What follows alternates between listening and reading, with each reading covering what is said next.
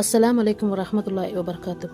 எங்களை மரணிக்கச் செய்து பின் மீண்டும் உயிர் தந்த அல்லாஹுவுக்கே புகழ் அனைத்தும். யா அல்லாஹ், எங்கள் தலைவரான முஹம்மது நபி ஸல்லல்லாஹு அலைஹி வஸல்லம் அவர்கள் மீதும் அவர்களுடைய குடும்பத்தார் மீதும் ஸலவாத்தையும் பரக்கத்தையும் சலாமையும் பொழிவாயாக.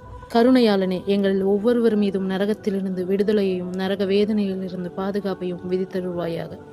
கடுமையான கேள்வி கணக்கிலிருந்து நிம்மதியையும், சிராத்தல் முஸ்தகிம் பாலத்தின் மீது எளிதாக கடந்து செல்லுவதையும், சுவர்க்கத்தின் பங்களிப்பையும், சுவனத்தின் வெற்றியையும், நரக நெருப்பிலிருந்து பாதுகாப்பையும், கேள்வி கணக்கு பார்ப்பதில் மன்னிப்பையும் அருள்வாயாக. ஆமீன்.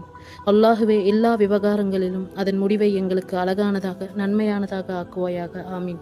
இவ்வுலகில் ஏற்படும் அவமானத்திலிருந்தும் மறுமையின் வேதனையிலிருந்தும் எங்களை விடுவிப்பாயாக. ஆமீன்.